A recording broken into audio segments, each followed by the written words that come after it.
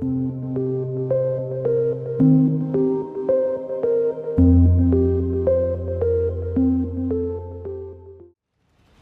is not just a story. This is the beginning of an event that changed human history, a journey beyond the limits of the known world. And on that day, the world would never be the same again.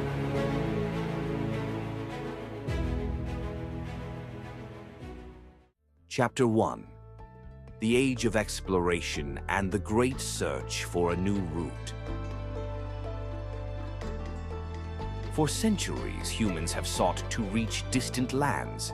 From ancient Rome to the Middle Ages, trade routes between Europe and Asia were filled with merchants carrying everything from spices to silk.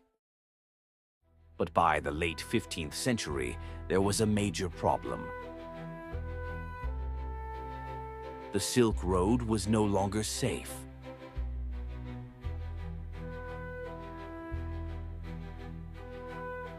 In 1453, the Ottoman Empire conquered Constantinople, taking control of major trade routes between Europe and Asia. Portuguese sailors began exploring the African coast in search of new maritime routes. Spain was seeking new opportunities for expansion. Europe faced a crucial question: could a new route to India be found? And at this moment, an Italian navigator challenged the science of his time with a bold idea. Chapter 2: Who was Christopher Columbus?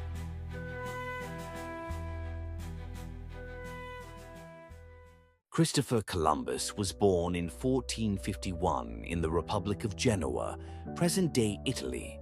Like many Europeans of his time, he began his career as a sailor at an early age. But Columbus wasn't just a navigator, he was a visionary. He sought to answer one of the biggest geographical questions of the 15th century. Instead of traveling east to reach Asia, could one simply sail west across the Atlantic? Columbus's theory.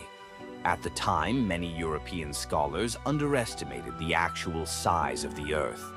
Columbus believed that Asia was much closer than it actually was.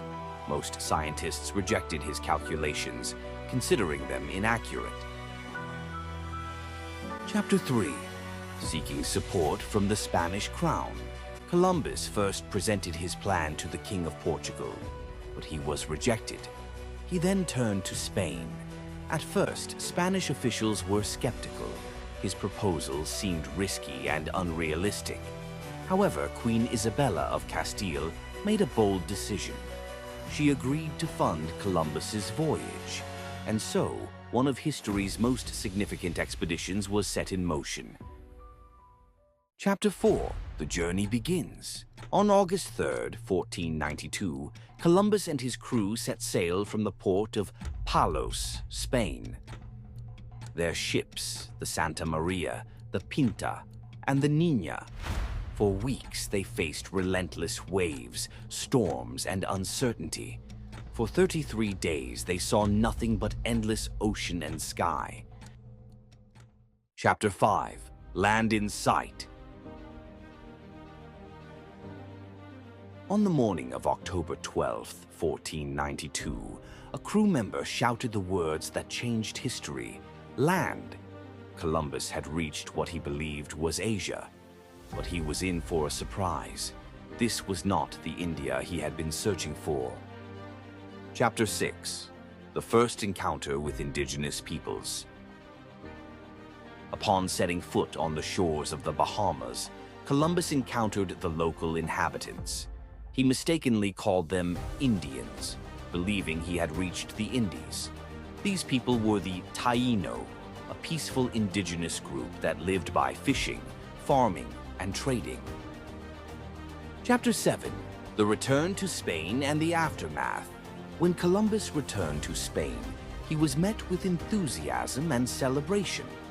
Queen Isabella and King Ferdinand were eager to learn more about this new world. This discovery set off a chain reaction of exploration and colonization, changing the course of history forever. Chapter 8, Exploration or Conquest. Columbus's voyage was not just a discovery.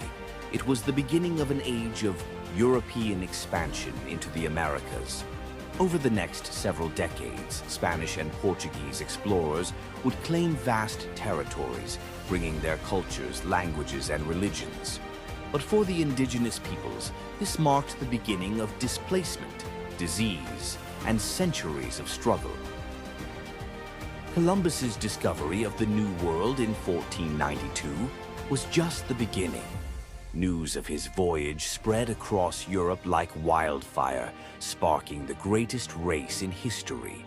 Nations scrambled to stake their claim in these unknown lands, leading to the rise of vast empires and the downfall of indigenous civilizations. Chapter 9, Spain and Portugal, the first superpowers of the New World. With the discovery of new lands, tensions rose between Spain and Portugal, the two leading maritime powers of the 15th century. In 1494, Pope Alexander VI intervened, drawing an invisible line down the Atlantic Ocean. Everything west of this line belonged to Spain. Everything east belonged to Portugal. Effects of the Treaty of Tordesillas. Spain gained control over most of the Americas, including vast territories in modern-day Mexico, Central America, and South America. Portugal secured what would become Brazil, shaping its unique linguistic and cultural identity. Other European nations, France, the Netherlands, and England, ignored the treaty, setting the stage for future conflicts. Chapter 10. The Conquistadors, the Fall of the Great Empires. Spain quickly set out to expand its influence. The first targets, the mighty empires of the indigenous peoples. In 1519, Hernán Cortés landed in Mexico and encountered the Aztec Empire, a civilization of warriors, scholars, and architects. Montezuma II welcomed Cortés, believing he was a god. The Spanish formed alliances with rival indigenous tribes who resented Aztec rule. European diseases like smallpox decimated the local population, killing millions. By 1521, the once great Aztec Empire had fallen. A decade later, Francisco Pizarro set his sights on the Inca Empire in South America. Despite being outnumbered, his small force used deception, superior weapons, and local unrest to capture the Inca Emperor Atahualpa. Within a few years, the Incas too were conquered. Chapter 11. France and the Netherlands, the Northern Frontiers. While Spain dominated Central and South America, France and the Netherlands looked north. French explorer Jacques Cartier sailed into the St. Lawrence River. Lawrence River in 1534, laying the foundation for what would become New France. Unlike Spain, the French focused less on conquest and more on trade, particularly furs. They built strong alliances with indigenous tribes, such as the Huron and Algonquin. Their settlements remained small, centered around trading posts and forts. Meanwhile, the Dutch established their presence further south. In 1624, they founded New Amsterdam, today known as New York City. The Dutch West India Company controlled the fur trade along the Hudson River. They welcomed settlers of all backgrounds, making New Amsterdam one of the most diverse colonies. However, their control over the region was short-lived, as England would eventually take over. Chapter 12. The Impact on Indigenous Peoples. For the indigenous peoples of the Americas, European colonization brought devastation. Diseases like smallpox, measles, and influenza wiped out entire populations. Wars and forced labor destroyed communities. Some indigenous groups adapted, forming new alliances and strategies for survival, while others were pushed to the brink of extinction. Chapter 13. The legacy of the early colonies. By the 17th century, European powers had carved up the Americas, setting the stage for centuries of colonial rule.